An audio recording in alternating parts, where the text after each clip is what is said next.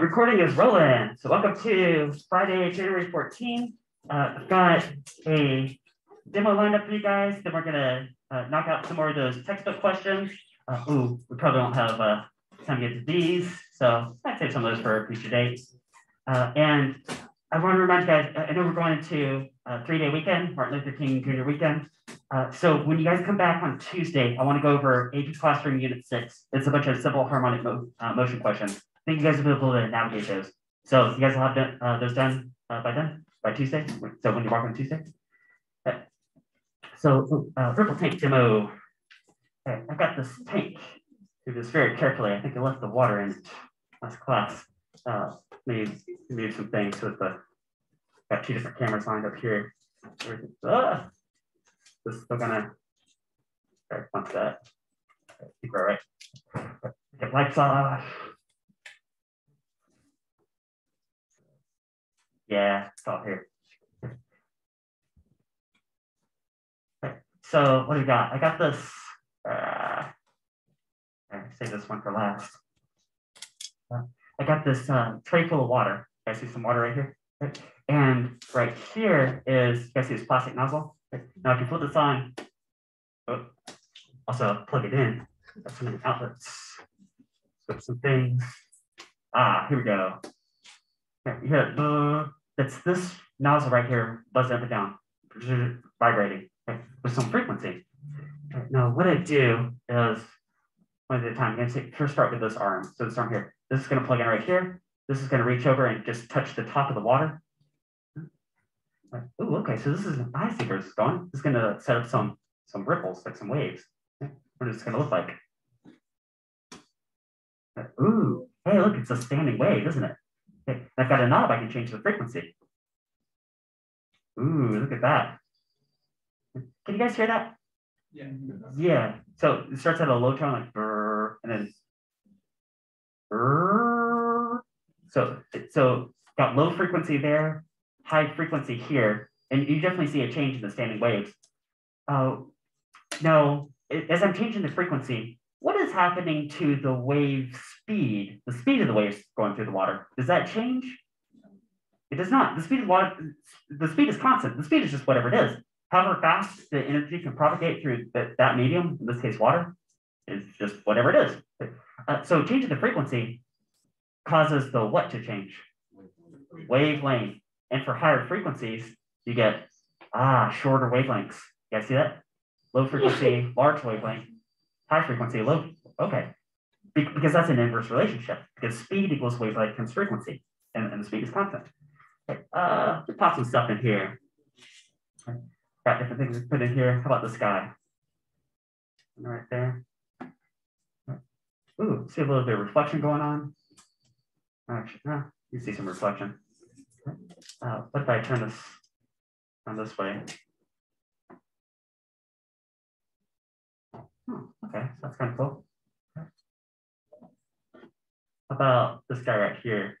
Let's go convex. What this does. Ooh, get some kind of interference pattern going on as it's echoing off. What if I go concave with this thing? Check this out.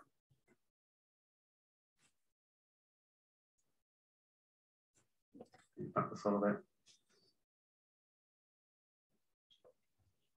Oh, all right, that's pretty cool right there. Let's try something different. This instead of just a single nozzle, single point. What if I do 2? I got 2, so just plug this in right here, and it's just gonna look like. Ooh, look at that. And just think maybe against like this back wall right here, there's watching this video, I'm taking a wild roller coaster ride. Do you think maybe there's like an interference pattern like set up? Right? They could be recorded with these wave crests interfering. Okay. One property of waves is that, well, of course, they have these wave shapes, and if you have multiple waves, they could interfere with each other. You guys know about constructive and destructive interference. If they do that periodically, you've got some kind of interference pattern, which is a property of waves. That'd be evidence that you have a wave. Now, the reason I'm mentioning all that is because near the end of the semester, probably after you guys take the AP exam, I'm thinking somewhere there, I'll teach you guys a little bit about quantum mechanics, which is like the physics of anything that's like the scale of an atom, like really, really, really tiny. And when you get down that small, physics actually gets really weird, sort of diverges from Newtonian mechanics. And whether something is even a particle or a wave is in question. There's this weird duality. Things can be both particles and waves at the same time. If you're trying to define something or look for scientific evidence as to what would define something as a particle or wave, you do interference patterns.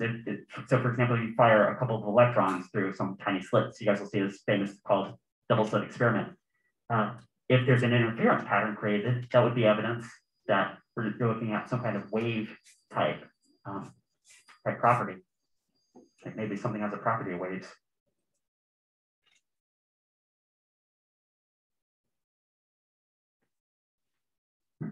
And let's do one more.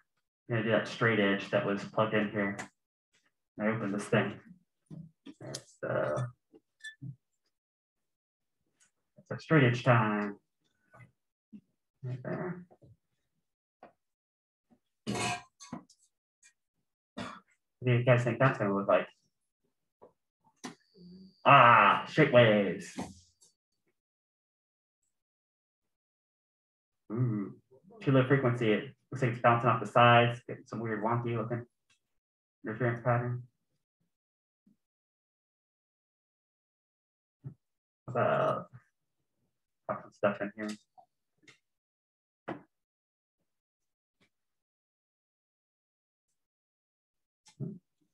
Do some, I think it's called diffusion, I think. You check my physics terms on that. It's like going around this corner.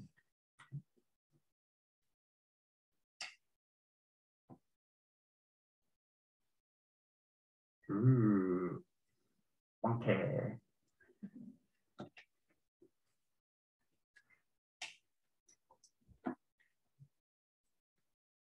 This one right here actually reminds me of whispering dishes. Do you guys know what whispering dishes are?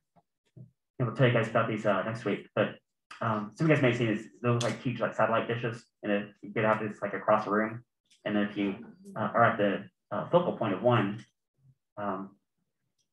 then say you have a friend on the other side of the room, they can like hear you whisper because sound is concentrated a certain way. Okay. Talk about this one day.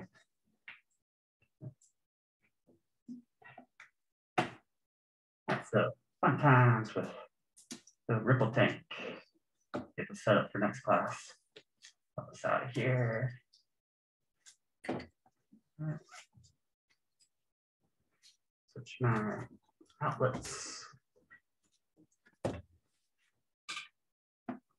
And goodbye, Ripple tank, for until next class. Yeah, adjust some stuff here. Stuff here. All right, you guys ready for lights? Come lights. All right. I did make a new poster, Doppler. I should have made this one last week, but really I'm using this for an activity with my honors kids today. But hey, that would be a good poster right there, right? I highly doubt that's going to show up on the AP exam, like anything related to that. But if it does, they would have to give this to you. You wouldn't be expected to memorize that. Okay, let's do college physics questions. We'll get at least as far as I got last class. So got chapter 13, 14 puzzles. Yesterday I got to, well, somewhere in here. The last official one I did, the assigned one was 34, but I also did number 38 with you guys, as well as this coat hanger swinging back and forth. Okay. And next one come up here. Okay, number 41. Got a sinusoidal wave. Oh, sinusoidal. I think I told you guys this word a few days back. So that's something that oscillates. Like, break down the word. I see the word sine in there, kind of like a sine wave. So it goes like up, down, up, down, up, down. I see a nice looking transverse wave. Shown in this figure is traveling in the positive direction. So traveling left to right. Has, okay, a frequency of 18 hertz. So that'd be like 18 beats per second. If you have like 18 beats per second. Find the amplitude, wavelength, period, and speed of this wave. And they marked out some properties. So piece by piece here. Actually, I'll go ahead and just use the textbook numbers for this and just answer this with you guys. So from the trough to the crest, the full height of this thing is 8.26 centimeters, which means that the amplitude, so 41A amplitude, is equal to how much?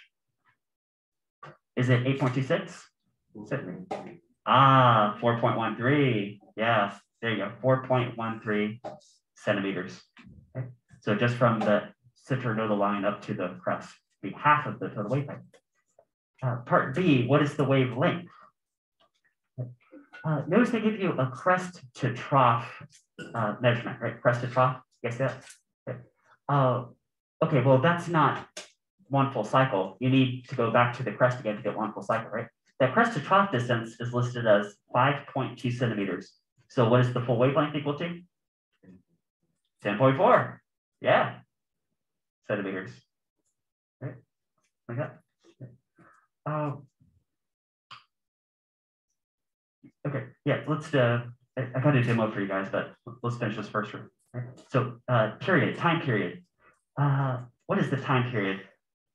Well, you guys remember how time period is the reciprocal of the frequency and vice versa? Time period and frequency are reciprocals of each other. And I'm doing this because they gave us the frequency. They said 18 hertz. So wouldn't the time period be 1 over 18 hertz? Okay. And then hertz is 1 over seconds. So seconds comes back up on top. So you could say either of these. You could say an 18th of a second. That's perfectly fine. If you want a decimal, well, it looks like 0.056 seconds. So either of those would work. Right? And then last question, what's the speed of the wave? Well, I remember this wave formula. Speed is equal to wavelength times frequency. And wavelength is the answer to this question, and frequency is the answer to, or actually they gave it to us. Right? So wavelength was 10.4 centimeters. The frequency was 18 hertz, which is like 1 over seconds. So what's 10.4 times 18? I'm looking at 187, that'd be centimeters per second. Okay. Richard? You did that right? Times 18. How about this? How many meters per second is that equal to? Yeah, 1.87 meters per second. There you go. Okay, good. I'm gonna go back and look at the picture this wave again and think about properties of this thing. So let me flip my screen over and play you guys a demo. Let's see, share my screen. Okay. All right, we got go back to the beginning, you guys know context. We got a string, looks like it's being pulled tied to the right side. Oh, and the left side looks like it has some kind of like oscillator going on. Play this. Okay. So, oh yeah, see it chugging up and down. Maybe with some frequency. Now it's a really low frequency, so nothing super exciting on. Okay, ooh, they're speeding it up. They're increasing the frequency. Okay. Now I said speeding up, but does the wave speed change as they're increasing the frequency? No. The speed of a wave on that string is just whatever it is. It propagates at whatever particular speed, independent of the frequency. Now the wavelength might change, and that's what you guys are about to see right here.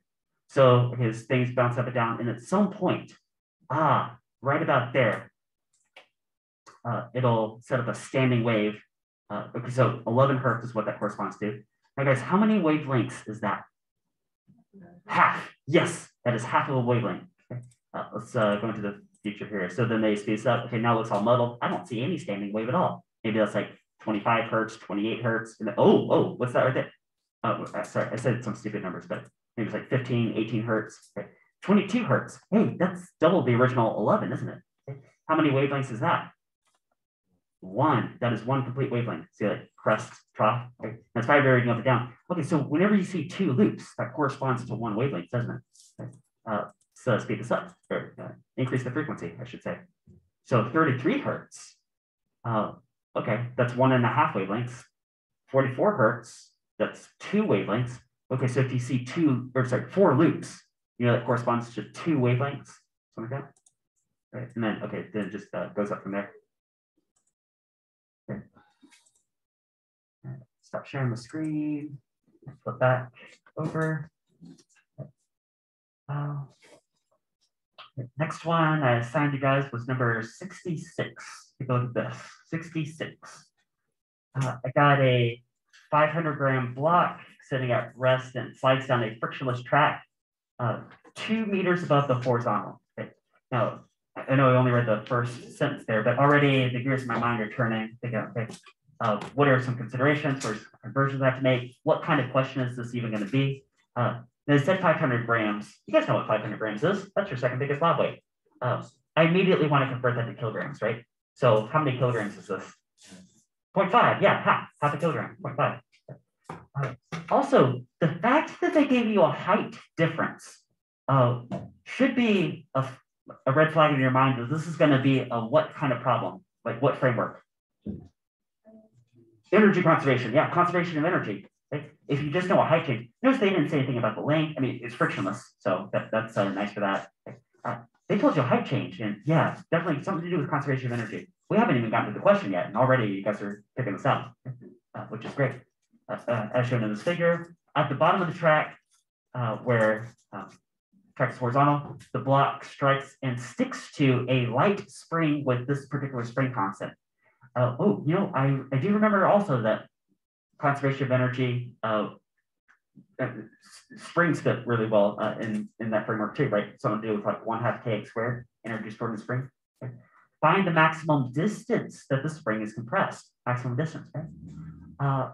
Now, I do want to make a side note here. If you're looking at this part that says strikes and sticks to, you might be thinking to yourself, oh, if someone strikes and sticks to something, that sounds like a collision, maybe like perfectly inelastic collision. And wouldn't that have something to do with like conservation of momentum? That would be a good thought to have. But actually, we kind of ran into this situation yesterday. You guys remember like the plastic toy being sprung from the spring? Kind of like a reverse inelastic collision type thing, right? Okay. And for this one, I never used conservation of momentum. I just went straight through conservation of energy. And the same thing here. We're just going to ignore the collision part and just do conservation of energy. It's just how you solve this problem. But there is a one word in here that makes that all okay. And that's this adjective light. See where it says light spring? Okay, so they're saying the mass of the spring is negligible compared to the block. So even if you considered the collision physics, then it wouldn't really make that much of a difference. Okay, so we're just going to use conservation of energy to solve this. It's a little bit simplified, but hey, we make simplifications in here all the time. This is going to be one of them. So see if you guys can stay a step ahead of me on this, beat me to the answer. We're going to go, you guys told me conservation of energy, so I'll start with that. Sum of energy in the initial state equals sum of energy in the final state. Point A, point B. What kind of energy at the top of this hill? MGH. Yeah, MGH, gravitational potential. Gravitational potential energy, MGH. Okay. See if it says the maximum distance that the spring is compressed. That's actually another hint that this is going to be conservation of energy. Because springs, there's one of two questions generally that you ask about how much a spring is compressed. You could say, suppose you turn this vertical. I know this is horizontal, but what if you have like a vertical spring, right? You have a weight and you drop the weight and it goes to some maximum stretch distance. You need conservation of energy to solve that. But at some point, make a brrr and reach some equilibrium position. And you go through forces like in equilibrium to solve that. And that ends up being like half a stretch distance.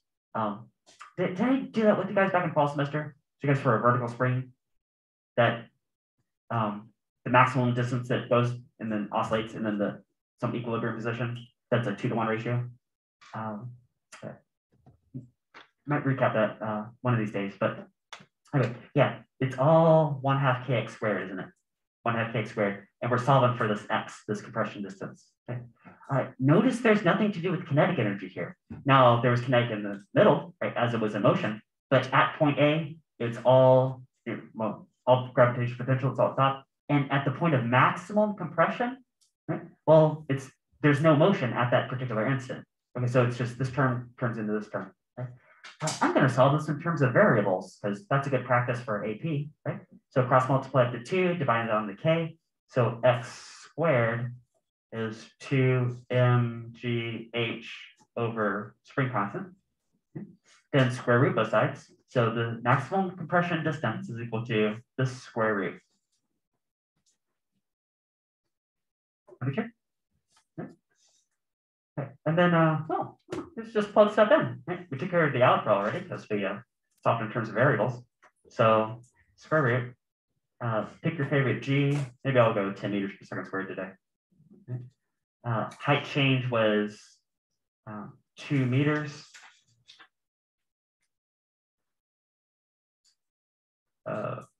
I messed up.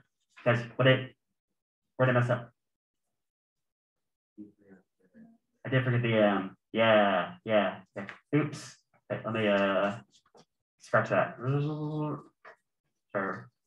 So square root 2. Wouldn't the mass of the block matter? You guys told me that was 0.5 kilograms. G 10 meters per second squared. Height change 2 meters. And spring constant is 20 newtons per meter. Yeah. I don't know what's being caught on the video, but there is a singing celebration parade outside. Slight exaggeration. So what is the square root of that by that by that by that over that?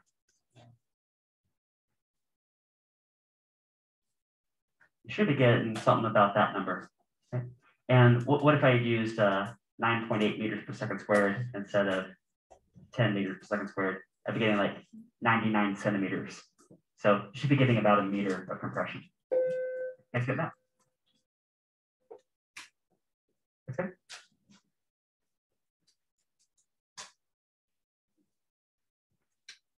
All right. Next one. There's it's all kind of fun problems I put here. I know I signed some of these for the bonus if you want to tackle that. Yeah, not so much time to teach you guys stuff, but one question.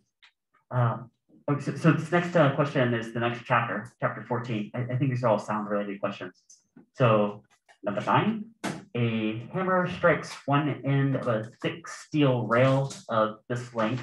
A microphone located on the opposite end of the rail detects 2 pulses of sound, one that travels through the air and one that travels through the rail. Okay. It says longitudinal wave that travels through the rail, but they're both longitudinal waves, right? Because they're both sound waves. Right? It's one through the air, one through the rail. Okay. Which pulse reaches the microphone first? The rail. I think I told you guys this yesterday, right? Sound travels faster through a solid than a liquid, and faster through a liquid than the gas in general. If you want specific numbers, then I squeezed in this table sideways right here. So here's through air. Depends on the temperature, but it's about, I've been using the number like 340 meters per second. Yeah, which is kind of in that ballpark. But through steel, it's like 5,000 and something. It's almost 6,000 meters per second. Yeah, definitely first through steel. So that's the answer to part A. Part B, find the separation in time between the arrival of the 2 pulses. Like, what's the time delay? Yeah. What's the time difference? 9. So since we're using real numbers, I'll go ahead and just use the book numbers, including the rail length. So it said 8.5 meters. Okay? So got this rail. I'm gonna strike it on one side, hammer, bam, and there's a microphone. On the other side, it's going to pick up that sound. So goes through the air, goes through the rail, and this distance is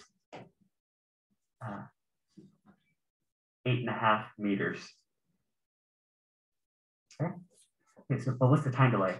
You know what, this is actually maybe less of a waves question than it is just a kinematic motion kind of question. So this is really good review for Unit 1 by the AP book. So something to do with this, distance equals speed times time, that be true?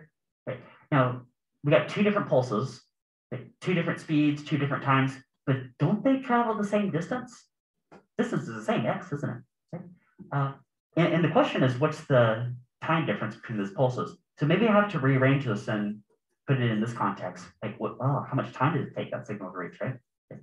So in general, it'd be distance per speed.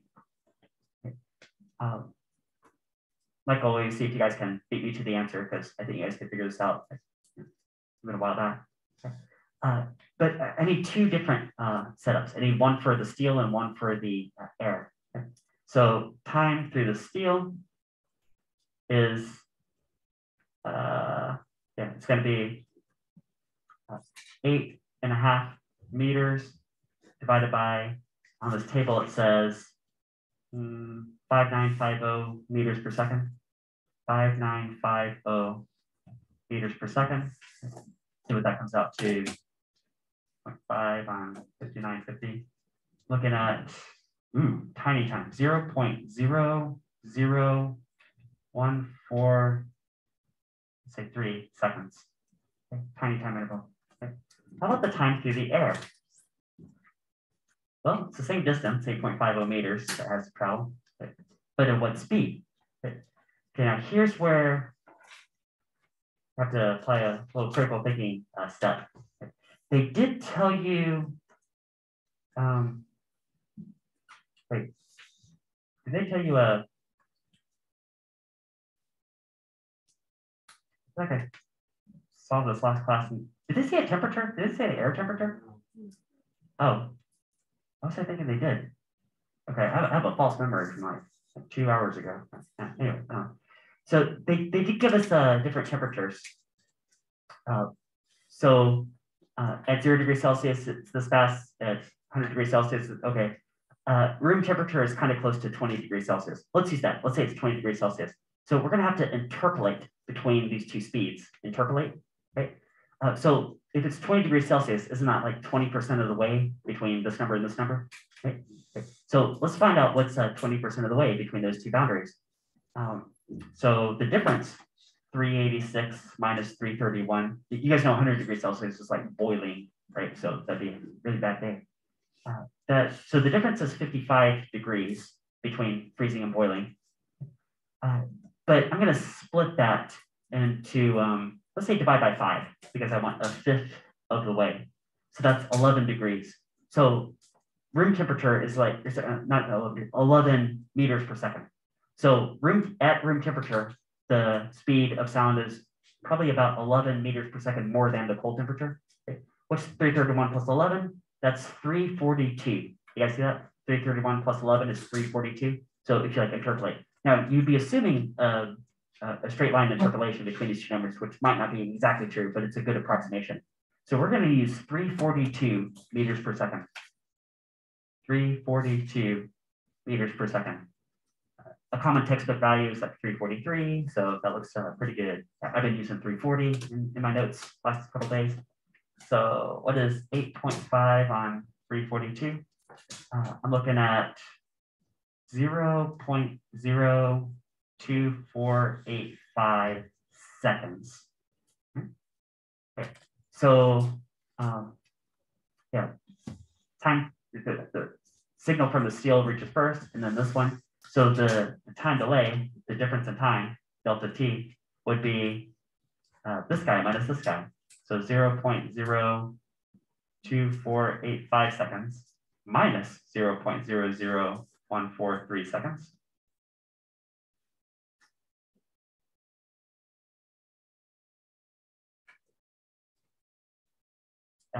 I'm looking at 0.0234 seconds.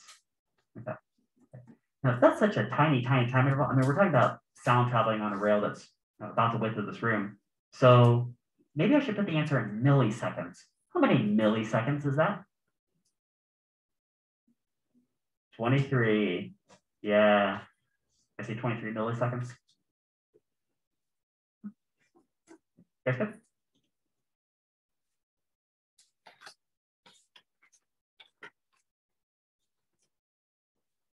All right, so next questions. Lots of fun questions here, but there's only 2 more that I actually assigned. And as far as I got in my last class was to do this next one. So that'll take us to the end of today. This is just number 41. So we'll do number 41 and we'll call it a wrap for today. A stretched string of some length L is observed to vibrate in 5 equal segments. Hey, I just played you guys a video demo a few minutes back. You guys saw that? like five equal segments. Isn't that like 2.5 wavelengths? Right? When driven by a 630 hertz oscillator, what frequency would set up a standing wave so that it was in 3 segments? Okay. All right, now I'm gonna flip my screen back over and remind you guys how this is working so you can see this. So, oh, there it is right there. Right? There's 5 equal segments. You guys see how it's 1, 2.5 wavelengths? Okay. If that was applicable. Okay. But then we're gonna say, well, what frequency would you need to make it 3 segments? You sort of see the answer right here. Do you see 33 is 3/5 of 55? Right. So maybe that's like a fast way to do it. Right? 33 is 3/5 of 55. Right? We're going to do it a long way. So maybe we'll do it the quick way and the long way and see if they match up. Right? But one of the principles is that the speed of that wave is the same regardless of the frequency. It just propagates along that string at whatever speed it does. So not sure. Let's flip back over. Let me try that quick ratio method. So they gave us 630 hertz for 5 segments. We wanted to get to 3. So what is 3/5 of that? It says 378. Okay. So I think that should be the answer to this problem by the time we get to the end. Maybe jot that down somewhere, like 378 hertz. Right there, right here. So number 41. Okay. I think it's going to be 3/5 of 630 hertz is equal to 378 hertz. Okay, but I want to do it the long way with guys so that you can cover the full thought process and see how this is going to work out. We're going to go on a bit of a journey here. So 1, 2, 3, 4, 5. So I'll stop you guys. It's going to loop back on itself. 5 loops. They told you that this is some length L.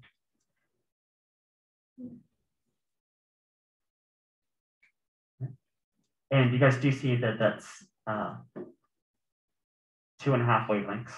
Okay? Here's lambda for that. Okay, so we got that.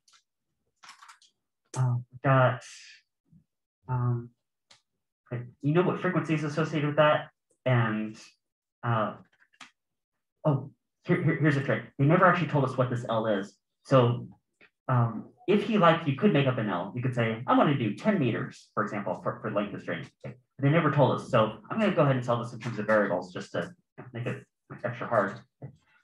What equations do we have work with? Well, I know something to do with this. Speed is equal to wavelength times frequency. Okay. That would be true, right? Okay. And the speed is the same regardless of what crazy setup we have going on. So maybe I should do this. I should get speed equals wavelength times frequency for 2 different setups. Like for the 5 loops, like we're seeing right here, and maybe for 3 loops, which is like our target value, maybe something like that, right? Something like that, right? But it's going to be the same speed regardless. Okay? So if speed is equal to this product and speed is equal to this product, it'd be like 5 and 5, and then 3 and 3. Okay? Then I should be able to set this product equal to this product, okay? Because they're both the same wave speed either way. So the lambda for 5 loops times the frequency associated with 5 loops is equal to the wavelength associated with 3 loops times the target frequency to get there. Okay. Now they told us what the frequency was originally, which is 630 hertz. Right? They gave us that number. They gave us this number right here, 630 hertz. Okay. And we're supposed to figure out this frequency, but they didn't give us anything else. Like they didn't tell us the length, anything like that. Okay. But I'm thinking that, isn't this right here, this wavelength equal to 2/5 of L? I'm sort of maybe over-explaining this, but why not, right? 2/5 of L. Okay. And then versus what if you had, maybe I should draw this about like 3 loops. Okay. Now, notice the length of the string doesn't change, but the wavelength does. Okay. You guys see that this wavelength for 3 loops would be 2/3 of the full length. You guys see that? Okay. And the reason I'm expressing it like that is because I'm going to make some substitutions. I'm going to take each of those tiny expressions and substitute them for each of these. So I can get it in terms of L. L will cancel, and then I can solve it that way. So this is for 5 loops. So this right here is 2/5 of the full length of the string. The frequency to do that was given as being 630 hertz. So why not? I'll go ahead and plug that in right there. Then for 3 loops, that would be 2/3 of the length of the string substitution. And we're solving for what frequency would fall after that. Is that? Okay, this is the point that L cancels out. Again, you could have made up your own length if you wanted to go like a 10-meter string or something. Okay, but at some point it's going to cancel out either way. Okay. Looks like the 2 cancels. I'm going to cross multiply for 3. And it's going to be 3/5 of 630 hertz is equal to the target frequency. Okay. Oh, and that is the shortcut method that we did from the start, based on that video demo. Okay. So that is the answer. The target frequency then, and I did the math already, is going to be 378 hertz. Okay, so all fine and good.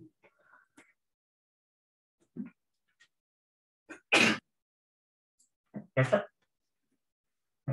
So there's one more sign problem, but we're going to have to save that for another day. You guys remember on Tuesday, I'm going to do AP Classroom with you guys, so have that done by then. So I can go over the problems with you guys. And I've also got a lab lined up for you guys coming up soon. So yeah, one day at a time. We'll get all this stuff done.